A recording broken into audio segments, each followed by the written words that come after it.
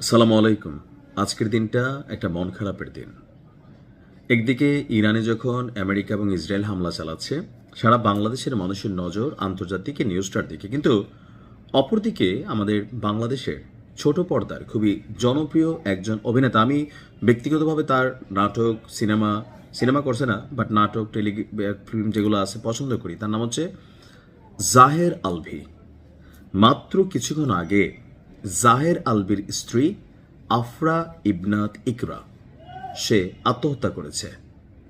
আসলে চলচ্চিত্র জগৎটা দূর থেকে যতটা সুন্দর মনে হয়, এটা খুবই ভয়ঙ্কর একটা জিনিস। আমার কাছে মনে হয় যে চলচ্চিত্র তারকা টু চলচ্চিত্র তারকা মানে এদের সংসারটিকে কেন জামাই ধরেন অন্য নায়িকাদের সাথে রংঢং করবে, আবার বউ আরেক নায়কদের সাথে রংঢং করবে, এটা কাটাকাটি হবে, কেউ কারোর উপর রাগ করতে পারবে না। বাট যখন এখানে ডিফারেন্ট ক্যারেক্টার আসে, এখন জাহেদ আলভী সে একজন মডেল অভিনেতা, যথেষ্ট জনপ্রিয়, বা অনেক নাটক সিনেমা এগুলাতে অন্য মহিলাদের সাথে সুতিটিত হয়, প্রেম ভালোবাসার গান টান থাকে, মানে বাস্তবতা যেটা চলচ্চিত্রে ঘটে। এখন স্ত্রীরা যারা এই বিষয়গুলোকে সহজভাবে নিতে পারে না, আবার অনেক সময় নায়িকা স্ত্রী, নায়ক হচ্ছে স্ত্রী নায়িকা, আর জামাই হচ্ছে ধরেন আম আদমি, এখানেও কিন্তু ভেজাল আছে।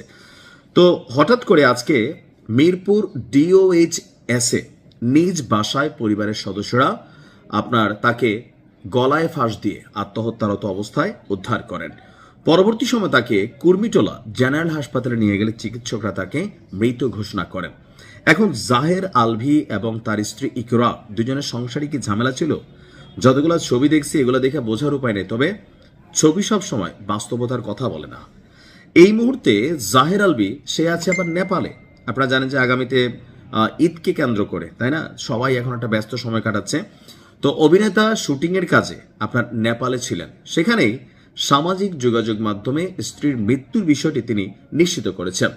তিনি বলছেন যে খবরটি শোনার পর তিনি মানসিকভাবে ভেঙে পড়েছেন, শীঘ্রই দেশে ফিরবেন।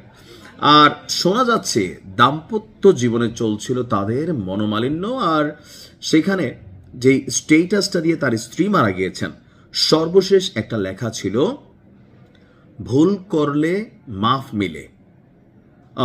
এটা আপনার জাহের আলভী তার পোস্টে লিখছিল যে ভুল করলে মাফ মিলে কিন্তু মুক্তি মেলে না। ঠিক একদিন পর ইকরা প্রতিক্রিয়াতে লিখছিল, অভিনন্দন, ভুল করলে মাফ মিলে না, মুক্তিও মিলে না, ভুল স্বীকার করতে পারলা, আমিন, আমার আমিকে মুক্ত করে দিলাম, আবার কাটছো কেন? অর্থাৎ দুজনের মধ্যে একটা আভ্যন্তরীণ দ্বন্দ্ব তো ছিলই। আমার কাছে আশ্চর্য লাগছে যে আসলে আমরা যাদেরকে দেখা টেখা ধরেন, আমাদের স্ত্রীরা বা আমাদের অনেকে সাধারণ যারা জামাইরা আছে, মনে করে যারে নায়ক নায়িকার জীবন, হ্যাঁ দেখো সিনেমাতে একটু আইসক্রিম খায়, কেমনে ধরে ধরে খাওয়ায়, তারপর পায়ে হোঁচট পায়, হ্যাঁ কোলে করে নিয়ে যায়, কিন্তু বাস্তব জীবন তো এগুলো হয় না। এখন এগুলো দেখা এই যে আপনার টিকটক বা রিলসের যুগে, হ্যাঁ এত ইমোশনাল ব্যাকগ্রাউন্ড মিউজিক টিউজিক লাগাইয়া এই জাহের আলভীরাই ভালোবাসার জন্য রাস্তায় পাগল হয়ে ঘুরে, নাটকের এগুলা করে না। এগুলো দেখে আবার আমাদের যারা বউরা আছে বা কি বলা হয় যে যারা প্রেম প্রেম করেন আর কি, তারা মনে করছে দেখো জাহেরের মতো যদি এরকম হইতে পারত, কিন্তু বাস্তবে তার বউ আত্মহত্যা করে ফেলছে। এটাই হচ্ছে বাস্তবতা। তো সংসার জীবনে মনোমালিন্য আছে, সিনেমা এবং বাস্তবতা দুটোই আলাদা।